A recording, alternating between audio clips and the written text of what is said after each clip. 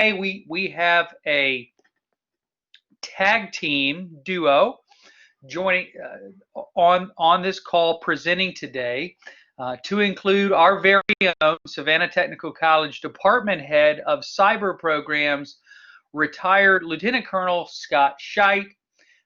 I will not read all of his credentials, but needless to say, is a cyber guru. And also on this call with us is Sorel Ferrer, who has been a SCORE mentor for a few years now, with over 15 years of experience in high-tech and telecom sectors.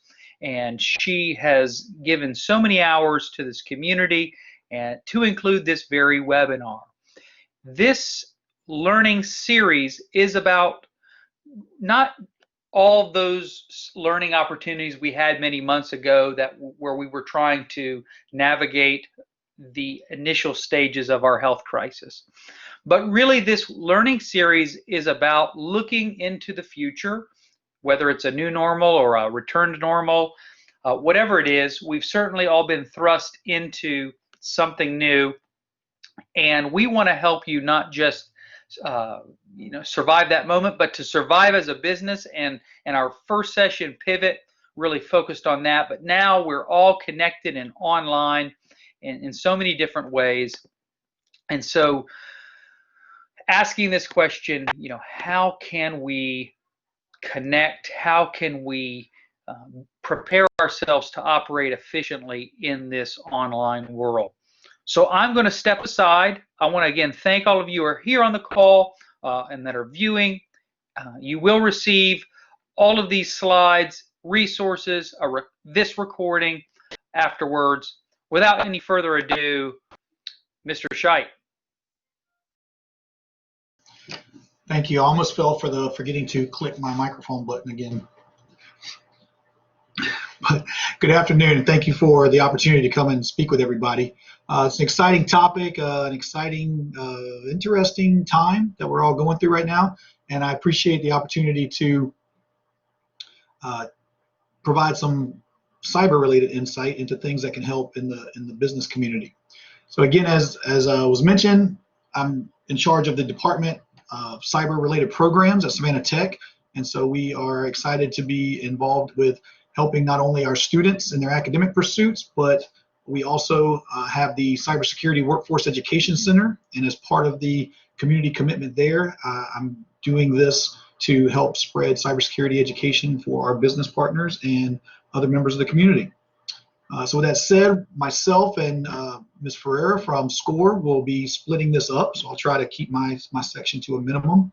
We're going to be covering eConnect, virtual business operations, and customer engagement. So I'll try to handle the virtual business ops to a degree on the front side, and Ms. Ferrer will take the back. So we're going to start off talking with cyber hygiene, and I'm not sure if anyone has heard this particular term. It's been used, starting to have been used rather in the last few years, not as widely known as the term of cybersecurity itself, but cyber hygiene goes beyond cybersecurity for helping our business partners to understand that there's more than just the concern of the IT department worrying about making sure the architecture is functioning. It goes into, as we see here, the thought of a collective set of practices and procedures that we may have to do not just online but offline as well, so that organizations' data as well as the management system, information management systems, are secure.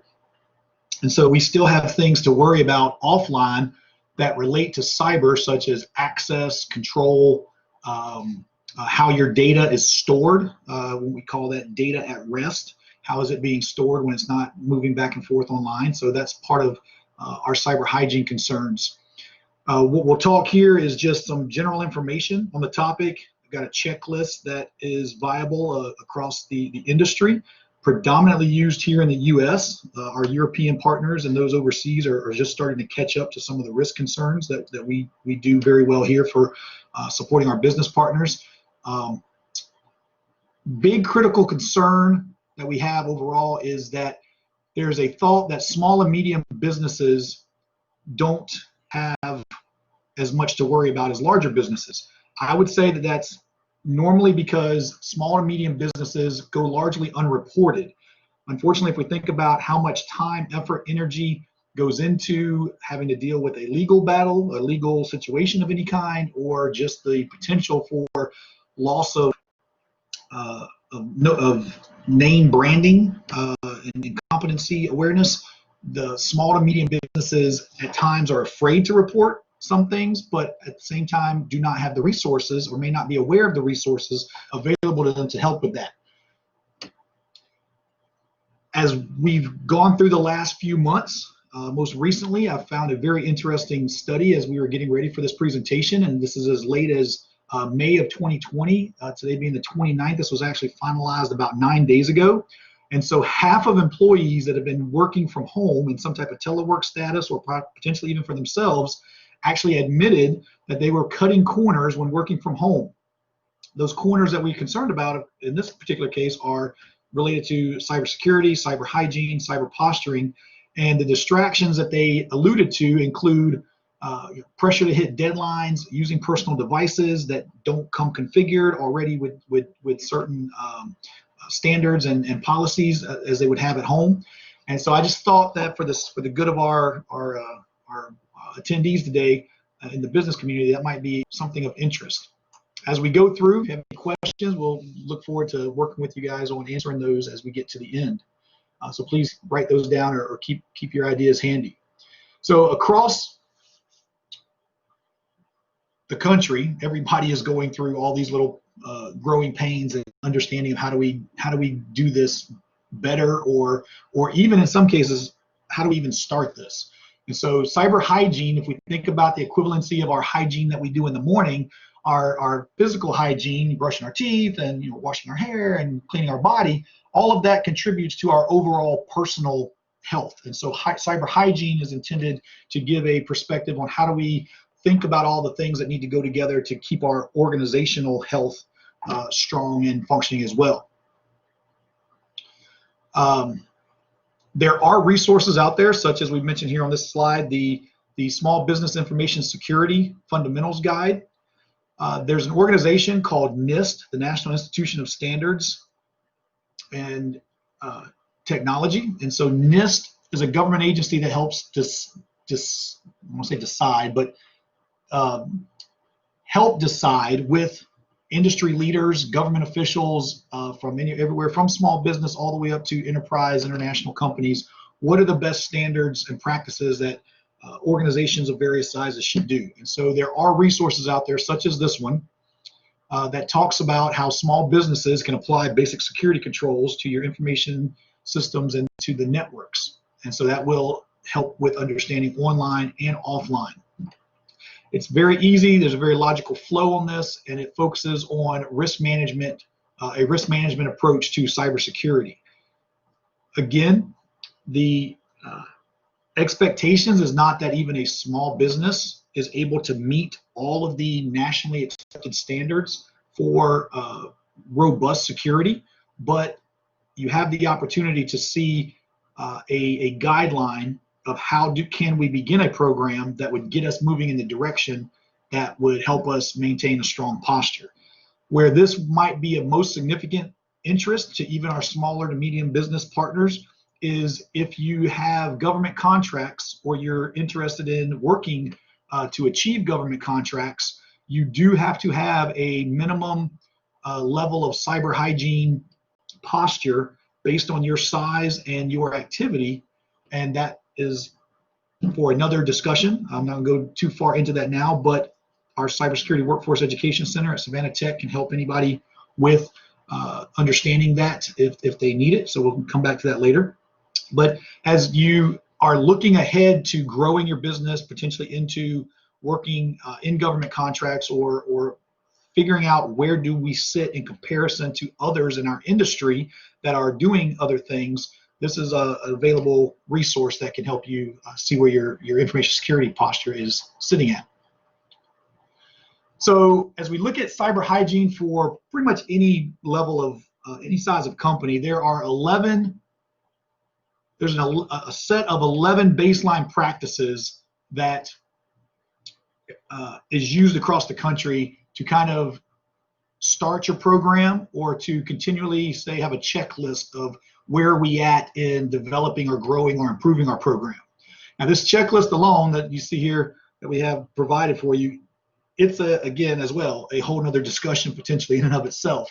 And each of these 11 areas can break down into a discussion and evaluation for your company, your organization, or your own interest. But for the sake of what we're talking about here, I wanted to present it to you so that when you have the resources from this event and you potentially in the future talk to a SCORE representative or come back to us, you have an idea of what the expectation is. But when we look at these 11 things, they are not expected to all in at one time. Many of them can be done and developed in parallel with other activities that you're already doing.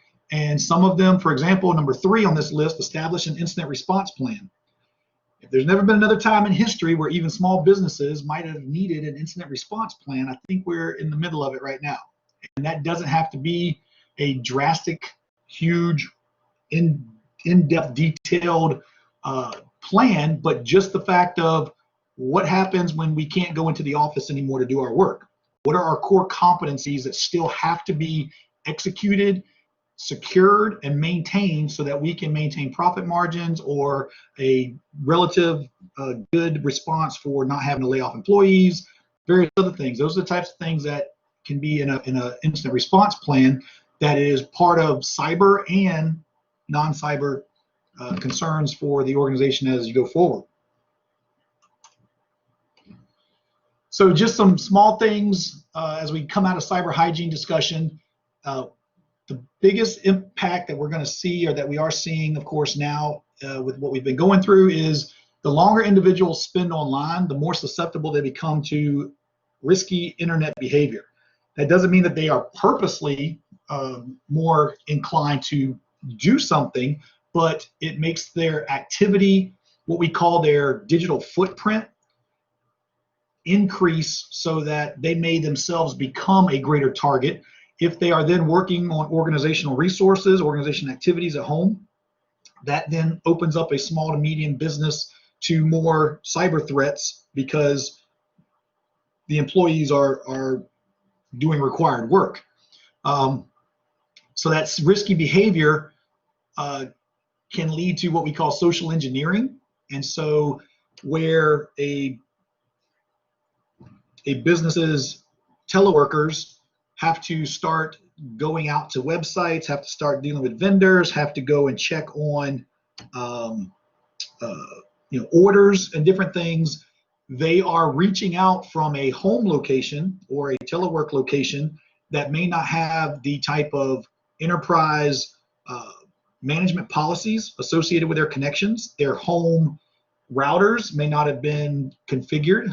That can be done. You can have an education for your home team to set up their home routers to be more secure. But when that home and or telework setting, if it is a home, does not have some degree of cyber hygiene emphasis put on it, that's where that additional time spent online becomes potentially more risky for the individuals and the organizations. And so organizational security teams have got to be more proactive in detecting threats and anomalies that are feeding back into their networks. For example, if the organization does have a VPN, virtual private network, that teleworkers are able to connect to and then reach back to organizational resources, there may be an increased set of activities coming in for the organizational security team to worry about, or different types of traffic they would see that they normally wouldn't see. So they have to spend more time figuring out, is this a concern? Is everyone who has access, that needs access to things, is it all configured correctly? And so workers have to maintain awareness that teleworking puts them in a heightened position of compromise. So that could be anywhere from their home routers, if they're using an actual desktop computer and they're just going through normal internet. That could be through phishing campaigns, people trying to send emails to get them to click on bad links. It could be if they're using devices, mobile devices, phones and or tablets and laptops are not as secure as larger desktop computers. Our smart devices, especially tablets and smartphones, Very rarely do we as individuals put some type of malware or antivirus software or applications rather on them. They are there though. You can download them from the app stores. They exist for our smartphones. We just assume that those smart devices are smart at times, it seems, and that they just know how to keep the bad guys out, but they don't. As with a computer in an office or at home, those smart devices are only as smart as we allow them to be by programming them and configuring them with the right tools and resources to be successful. So we look at least 4 things that we will close out from the cyber hygiene discussion on that would be a benefit for everyone to take away in our small or medium business community. We need to look at passwords, virtual private networks, and encryption. We've got making sure that the proper applications that are needed by everybody to conduct telework or to operate in a disconnected environment is updated and relevant. So you're not wasting time or money on things that do not support your core competencies.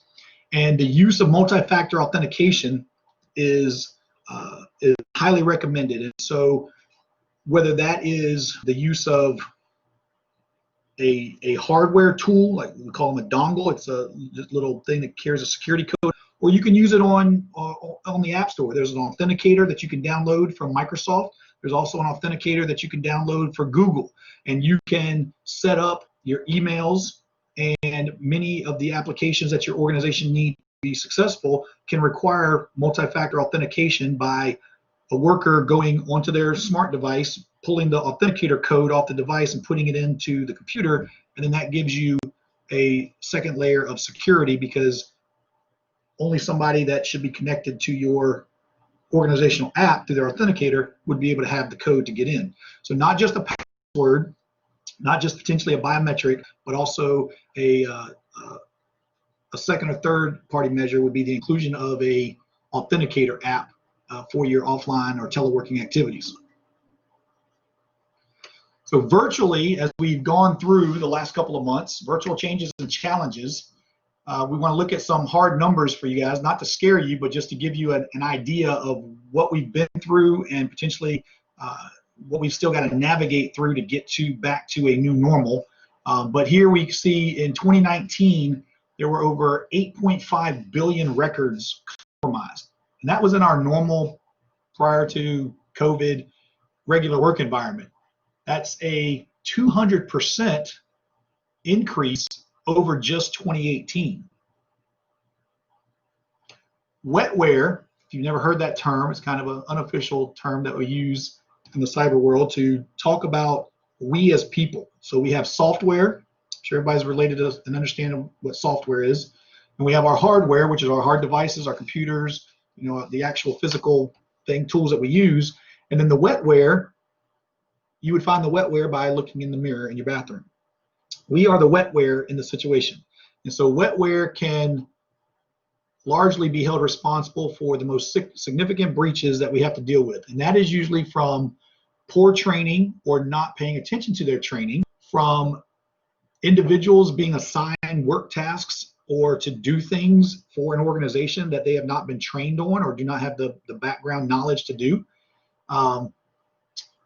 and just complacency or getting, oh, it's never going to happen to us, so we don't really have to worry about things coming through. So vigilance and awareness that it is viable and able to happen to you or your organization or your personnel is something that has got to be trained and discussed and talked about on a regular basis. And it's not just any one aspect of the organization. We're talking about anywhere from janitors that have access to clean parts of an organization inside of a physical structure, all the way through finance, HR, IT, project managers, so on and so forth. Advertising, how many people from a third party might have access to your resources? Even small to medium businesses rely a lot on second and third party vendors to help them do their services and their actions that they provide. But many times we fail to think about what is their security posture. Are they doing things well, right, and holding them accountable so that we can be stronger? So just something to think about. When we talk about the wetware in the system, we have to look out at our other parties that are helping us be successful in the work that we do. And so just there, another little number from 2018, it was said that 40% of data breaches were from employee error and negligence, based on all the ones that were tracked as of that time. So we look at, I'm not going to cover everything on here, but just wanted to have for your future resources as you look back to these slides, the actual data types, the types of data information. Most people probably just call it information. We would say on the cyber side, we're talking about the data types that a even small to medium business may have access or require security for, that not everybody realizes. But how do you have your data that you are responsible for, that you're managing, how do you have it categorized and authenticated or segregated so that only the people that need to know or have access to it are able to do that? And so some confidential data that we would consider as high importance, everything from health, financial, security, employee IDs, so on and so forth. Private data would be your proprietary information and anything related to your company, your R&D, or your marketing research, anything that you are using that gives you the competitive advantage for your industry.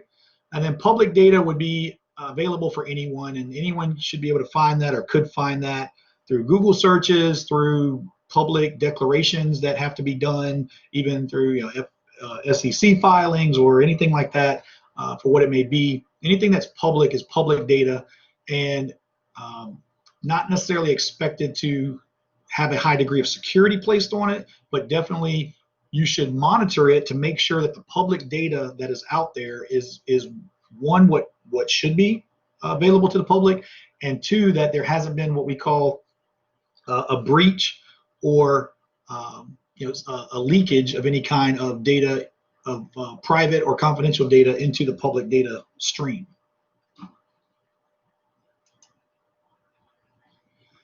So what should a business do? We just got 7 things, well, not just 7 things, but there are 7 things that can help in this remote teleworking world that we're dealing with right now, that would any organization of any size, small or medium, large, if you would start with looking at these 7 ideas or 7 principles, it would help you drastically increase your cyber hygiene and your security posture under the circumstances. And so education, we've already talked about, educating the remote worker on exactly what it means to stay secure, stay strong, and have good cyber hygiene. The organization has got to establish a degree of policies that support their needs for their business activities being done on-site or off-site. An example would be that if you have teleworking being done, have you established a policy, preferably of course one in writing so somebody could be held accountable possibly, but do you have a policy that is very clear to everybody that even though you're teleworking, and yes, teleworking can many times be done from anywhere outside the office, but when you go on your lunch break to McDonald's, don't log on to the McDonald's public Wi-Fi, if that would be the case, while you're sitting out in your car or in the drive-thru, and continue doing your work. So an example there, public Wi-Fis should not be used to connect devices to do organizational work. Do you have the ability to provide your remote workers with a company-approved antivirus for their organizational and personal devices? There are applications out there, some 365 applications in the app stores that a company can build off of and control the things on even an employee's device that are needed for work. It just controls the things that they're working on. It doesn't take over and violate their privacy or anything, but there are things out there that can be used to make remote workers' devices, if the company can't provide them with organic devices, more secure, which then leads into encryption. If you have a worker that is working virtually, doing telework, remote work, whatever the term is for your organization, you have to emphasize the encryption on those devices, because as we mentioned in some of the data in the previous slide, those types of data are now being more accessed by individuals' personal devices, and those devices aren't as encrypted as the IT department has your systems on site or on the job or in their office. The software for the devices, even for teleworking, should be updated regularly, preferably every week if at all possible. But that's a question for a business to ask. What is our posture on making sure that the required software for our workers to still be successful to meet our needs is valid and strong, and it itself is carrying the proper security updates of that software so that there's not a compromise potentially as it's being used. Establishment of a VPN, a virtual private network, even for a small business, is not hard. In the years back, it would have been almost impossible for even a small 1 to 5 person business to have its own VPN, but that's not the case these days. You can do an easy Google search for VPNs, small business VPNs, and find very inexpensive array of virtual private network capabilities that would support your system or your needs.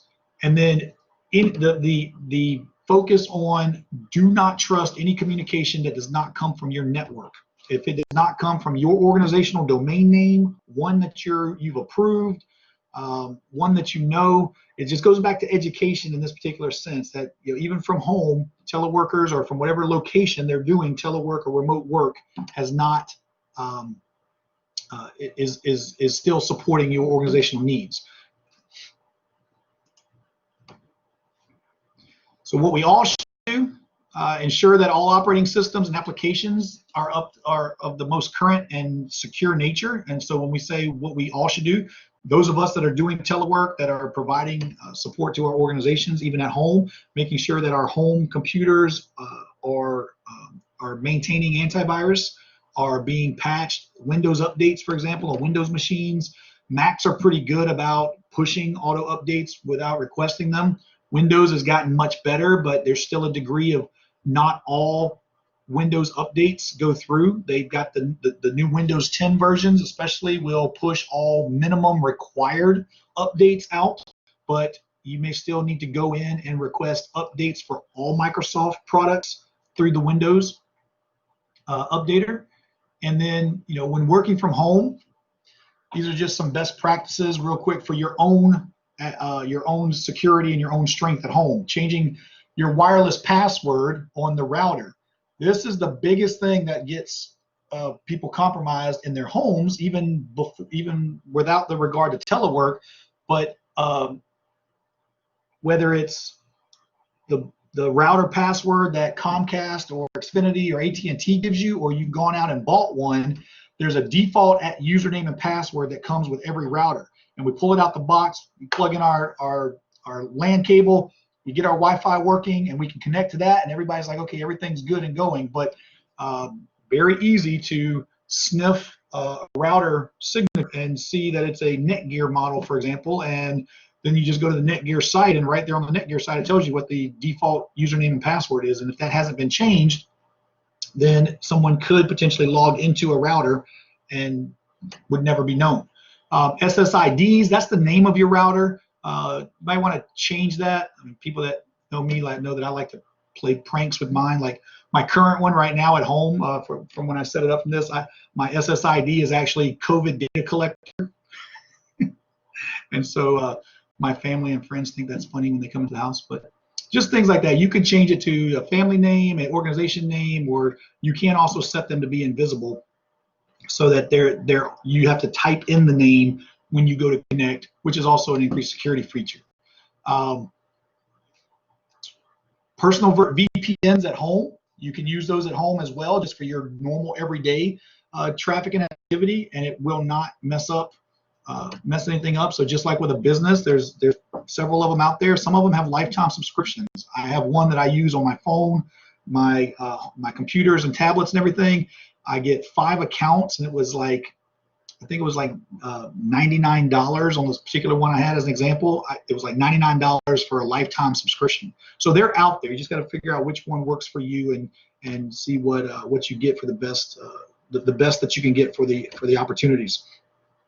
When we look at browsing, additional security on your browsing, especially from your mobile devices, there are some browsers that are set up for mobile devices that are more secure than others. If you notice on my list here on the screen, for those that can actually see it, you don't see the Microsoft browser or Google because they are not the most secure. But things like Firefox, Brave, and Orfox, these are just some that you can have on your mobile device. So if you're doing organizational work especially, you might want to use a more secure mobile browser so that you have an increased level of control of your data flow. And then just as an example, there are additional email sources that someone might choose to use. One that I just found that I've used before and I know is used by others in the military community from a civilian standpoint is called Proton Mail, just not necessarily promoting it. I'm just saying that it's an example of one that's out there that has total encryption to use, and an organization could use something like Proton Mail in a telework status for their workers if they have a small, 1 to 5. That's small. We're not talking about if you really got to have a enterprise connect capability. You might still need to use something a bit larger, more robust, like Google. And at this time, I would like to say, if you have any questions from this part, please, hopefully you wrote them down and you will be able to, or we will be able to go over them with you as we get to the end. But this completes my portion of the discussion, and I'm going to turn it over now to Ms. Ferrer with SCORE, and thank you for your time. Awesome, thank you, Scott. Important information for all us to keep in mind, right? So I'm going to be covering the part that, Scott covered some of the things that we should be doing internally. Now I'm going to cover a little bit about what we should be doing in terms of this new world of digital, moving into more in the digital realm. To engage with not only our customers, but our partners, our community. So I'm going to be talking a little bit about that. So let me get started. I'm a SCORE mentor. I've been a mentor for a few years now, like Brent mentioned at the beginning. And we are the nation's largest provider of business mentoring services and educational programs. So this is a great organization that is kind of little known, but is a treasure. So moving forward as well, if you need free mentoring services, just make sure as a business owner or as an entrepreneur, make sure to tap into that. Now, the Savannahs Course chapter is small but mighty. For 2 years in a row now, we've been collecting accolades for our level of engagement. And for last year, we helped establish 131 new local businesses. So we're pretty proud of that accomplishment. And so we're here for you to help you out. So this topic that I'm going to be covering today, other topics, legal structure, finances, a number of topics, we are ready to help you. Now, what I'm going to be talking about today is a little bit around the communications, e-commerce specifically, and social media. But before even diving into that, I want to provide some context around what are some of the things that we're facing and that will definitely have an impact on the way that we're engaging through e-commerce, communications, and social media. So what are some of the triggers that we're going to encounter today? So a couple of things, needless to say that this particular COVID-19 pandemic has thrown us into challenges and situations that it has fast forwarded us all 10 years from now. So we're facing challenges that should be faced in a more paced manner if they were ever going to arise. So now they're here today. So with that, in addition, so our customers are already ourselves. When you look at the way that you engage, you are already a digitally savvy customer of anyone that provides you services. So you demand more, you know more, you come to the table with a baseline of knowledge. So that is also kind of influencing the way that people engage with us. Technology as well, being made available and moving fast. It has also accelerated the level that it is expected. So, and more people receiving recommendations, making sure that receiving word from others, those things have set our expectations a little higher. So when we engage at all levels with suppliers, vendors, our own, our experience as customers, we already come to the table with higher expectations. In addition to that, as a result of COVID, we have to be more creative. So we have to adapt or we're out of business.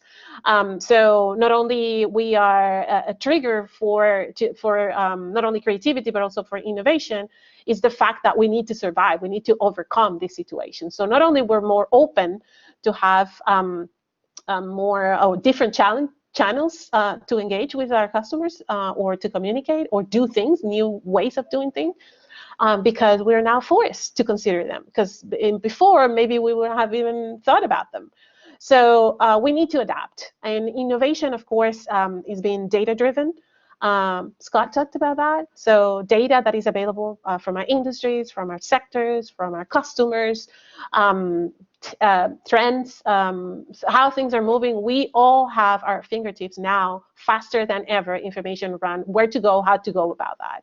So not only this situation, as bad as it is also triggering a lot of innovation in all sectors. In addition to that, our customers are also spec'd engagement anywhere, anytime, from any device. So before, people needed to go physically to a store to get things, and they needed to interact with someone. Now people have a wide variety of ways that they can interact and can consume products and services. So these are some of the triggers that we need to consider, that keep in the back of our minds as we go and engage in new ways, new business models, and the way we communicate. So let's dive into the part of customer engagement related to communications. So there's a differentiation between internal and external communications. So when it comes to internal communications, you have to think about not only your employees, but also your suppliers, your partners, the people that help you and support you along your chain to provide your products or service. External communications will be not only customers, but also your community and the government and institutions, for example, like SBA or the Chamber of Commerce or things like that, this type of institutions. So the communications are going to vary slightly between whether they're internal or external. For now more than ever, for your employees, for the people that work with you, if you're in a restaurant business, if you are a gym, if you have a software company, whatever it may be, you need to make sure that you're communicating just as much as you are outwards, inwards with your employees. You have to define, so once you define whether the communication needs to go out or needs to be kept internally, and the way that you're communicating, what you're communicating, then you define the frequency for when you want to communicate. How often do you want to communicate?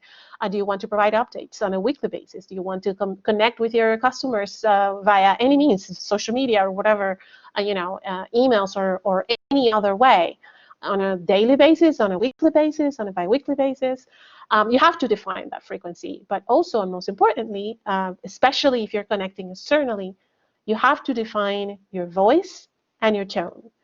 Now, there's a difference. So the voice is what you want to convey, what you stand for, and it is consistent. So you will always, this doesn't change or shouldn't change, regardless of we are here today, where you're going to be a year from now. However, your tone is the way that you want to say things, and that can be changed. So right now, you don't want to, if you have a funny or lighthearted tone, you may not want to necessarily use it now, in the middle of this situation, or depending on, so right now, if you're attuned to the news, you don't want to communicate externally via social media or emails or whatnot, maybe without acknowledging what is happening. So that can change, your tone can change. For both internal and external communications, we offer a way for you to define how to make that more effective. So it's the 5 W's plus 1 H method. So the 5 W's, the who's involved, what is it that you're trying to do or accomplish, where is it happening, why you're doing this, and when will there be results, and then how this will happen. So if you keep those in mind, the 5 W's and 1 H method, you'll be not only a better position to create your communications, not only for internally, but also as you connect with your customers.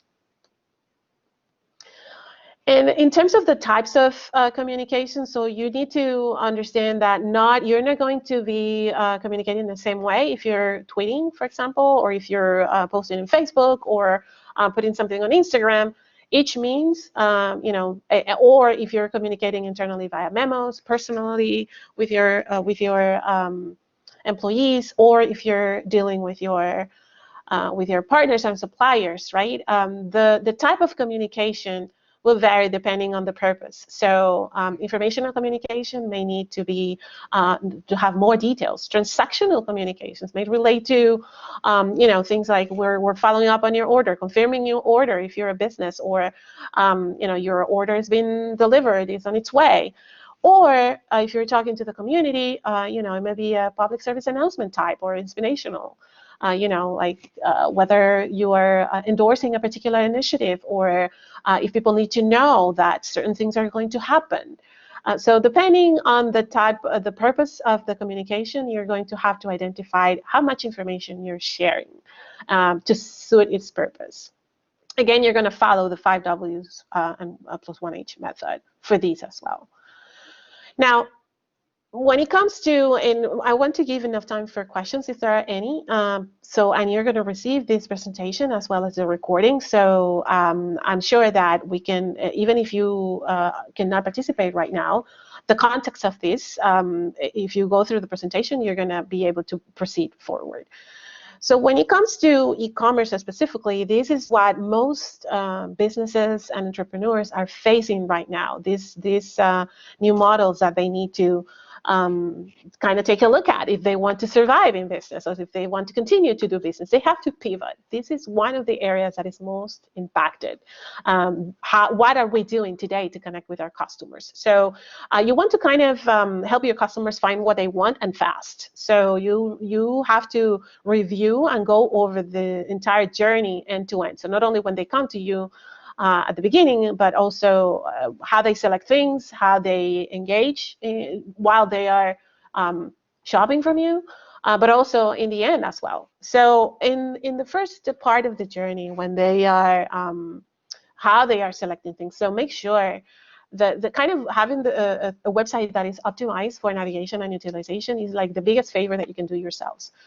Because people do not necessarily talk to you. They first go to your website. They first browse through your offerings before even either chatting with you or even purchasing. So make sure that this is aligned with the way that people are consuming nowadays. So not only take a look at your navigation, whether the users need to if they need to jump through several pages to get to a particular, each page where they are navigating, is it serving its purpose?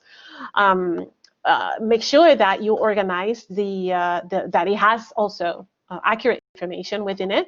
Aim at having, if anything, aim at having your customers, whether they want to compare product, know if there's a product available, searching for products, whatever it may be, or even check out. Aim at having them there in 3 clicks or less. More than 3 clicks, your customers, believe it or not, they're going to start to get bored. So if they can get to where they need to be in 3 clicks, then you're in a good spot. Avoid, videos, graphics, images work way better than a ton of words. And you may say, well, funny coming from you because you have a ton of words in this slide. Yes, we know, but this is because since you're going to be making use of this presentation after the session is over, we wanted you to have all this contextual information here. So if this wouldn't be the case, then I will have way less wording in here. So you have to plan as well. So when you're auditing your website, make sure that you plan for the things that the users are not going to find. So what is it that is going to happen? Nothing frustrates the customer more than having no search results or a page not found. What's going to happen? You have a message there indicating to them what they should do. At least do that, and it will kind of mitigate the frustration. Sometimes your customers, if you are not, if applicable in your particular case, make sure that you're also accounting for inventory if you have it, to avoid for a user ordering something through your website that is not available, or displaying products that, or not displaying products that you have plenty of stock of. So you want to make sure that you're thinking about these things when they come to you through your website first and foremost. The second thing is the way that they are going to engage. One thing that before I move to the way that they're going to be engaging as they go through the shopping experience with you, is that the call to actions and feature offers, make them prominent. So if you want the buy now, the go to check your cart, the coupon, right? Like subscribe now, call to actions, you want to feature them prominently across all pages, because you want your users to engage and to take action as soon as possible. So imagine, if you get those coupons for them when they land in your website the very first time, is the likelihood of them subscribing to a user or leveraging that offer are higher than after they've been through 2 pages, 3 pages. So make sure that you display those call to actions prominently. Now, as we go through the engage shopping experience, so make sure that you're rewarding the users that are logging as users. So if they register, having them log in as users, get guest users. Make sure that you keep, if you have a reward program or if you're going to offer a rewards program, to make sure that that they can see what is it that they're getting that is handy, visible for them as they navigate from page to page. And you can encourage customer registration as well in your website for newsletters and whatnot. In addition to that, a very important part of the experience with e-commerce is the frictionless checkout. So now more than ever, customers cannot come to us in a brick and mortar location. So how are we going to make it easier for them to not only buy from us, but also get our services, get our products? So you want to make sure that you also recognize that if your customers may be struggling, that you want to offer, maybe you didn't have payment options for, maybe you didn't have the options of PayPal or other vendors as well. Maybe you didn't have a particular way, maybe an app or mobile payments. Consider having those options, financing options, payment options as well. Make sure that any coupons or things like that are displayed as well at checkout time. Maybe gift giving as well. This has become really, really relevant now. So make sure that your users are, if you're going to offer the option of gift giving, make it easy for them, that they are going to consume twice as much from you if they feel inclined, and it's easy for them to share what you sell. So think about this when you're thinking about the multiple ways in which you could be making and changing things for your users. So put yourselves in the shoes of your customers, and you will quickly see what are some of the things that you can benefit from as a customer, and make those available wherever and however applicable to you. And in terms of the after they improving the checkout experience, make it faster but also make it better and enticing them to come back to you, you want to also consider a lot of you with brick and mortar locations are now moving towards a curbside pickup or shipping to or delivery. Now CVS is delivering. They didn't do that before.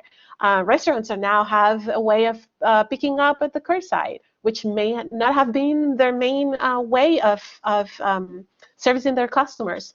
Maybe you want to order from the over an app or over the phone. Make that option available if it's possible at all. Also, if you have a product or a service that is not tangible, a digital product, how are they receiving that delivery? Or if you can have a digital version of your product. So think about bookstores, right? They have not only a physical version that you can order if you want to still touch that book or that magazine or whatever it may be, but also you have the option of having a digital version of it. If you didn't have one, then you may want to think about that, because you don't know really when or how often your customers might be able to come to your store for that physical product. Now, also consider real quick here. I know we're coming to time, but consider online and offline experiences and how the lines have been blurred right now.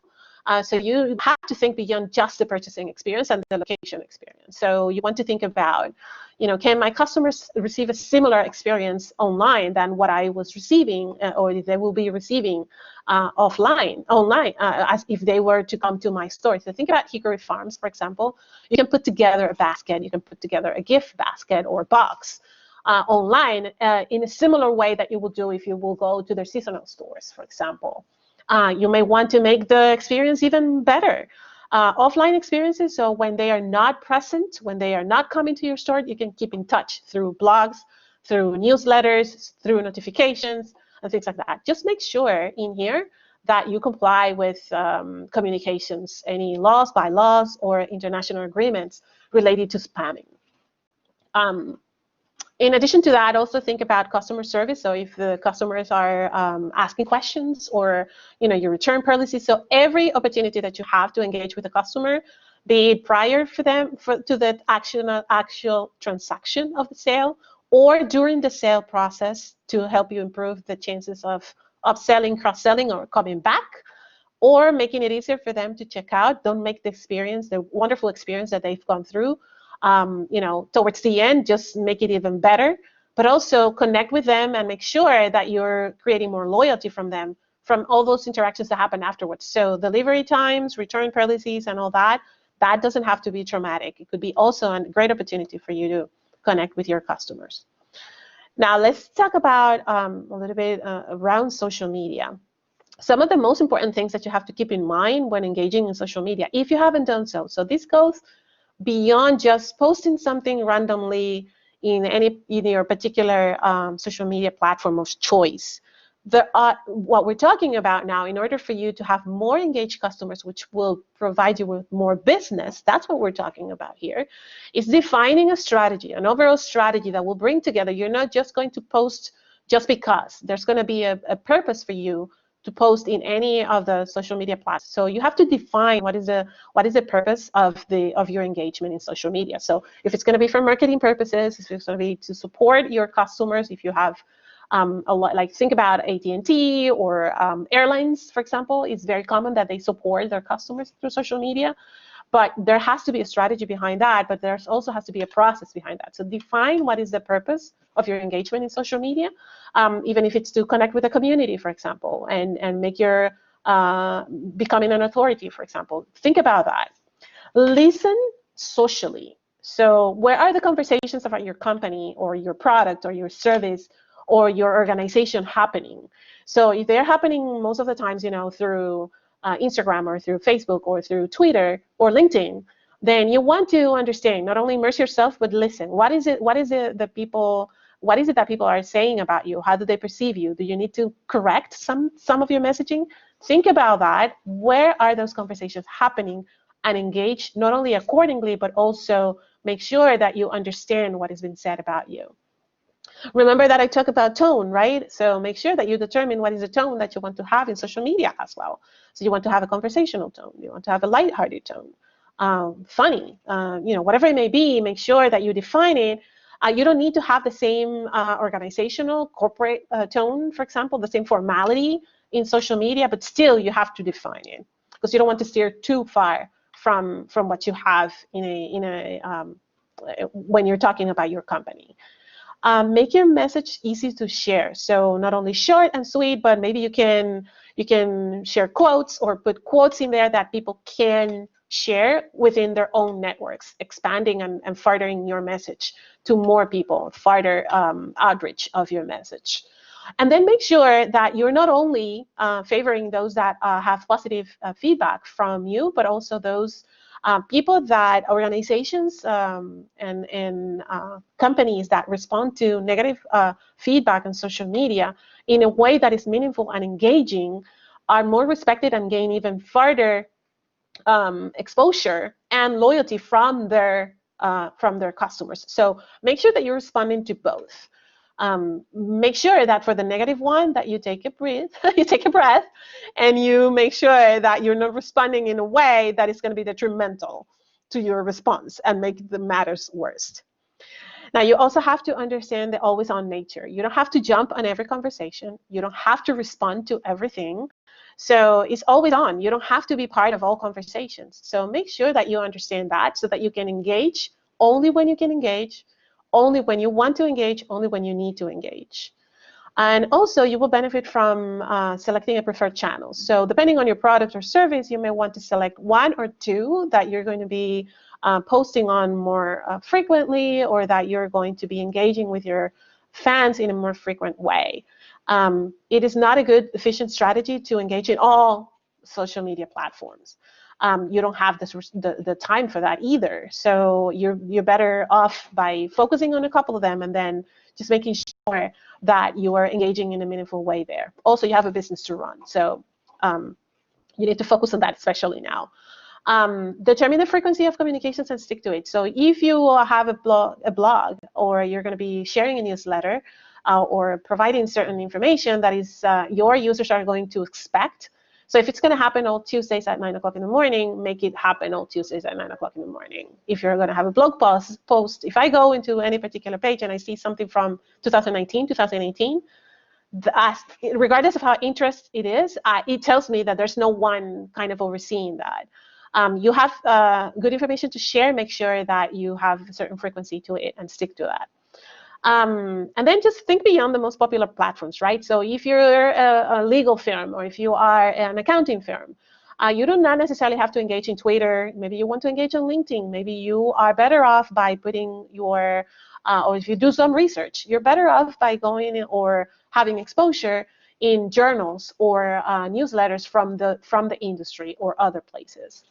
You can benefit also from having one person respond to your messages. So make sure that you designate one person, and that person has a clear guidance as of how they should respond and when they should respond. You don't have to do it on your own. Questions, thoughts? I'm sharing some resources here as well. I know we're over time, but please, if you have some questions, feel free to share them here. I'm going to stay for a few more minutes. There are some resources that are shared here as well in the next slide. So when you receive not only the recording, but the presentation, you're going to have the opportunity to access those resources as well.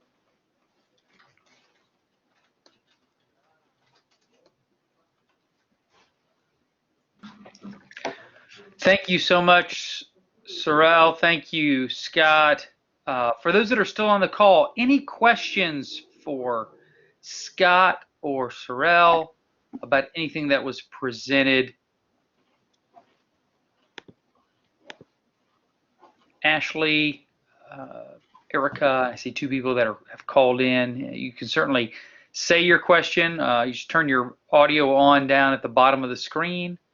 There's a little microphone. You click on that, or you can type in your question.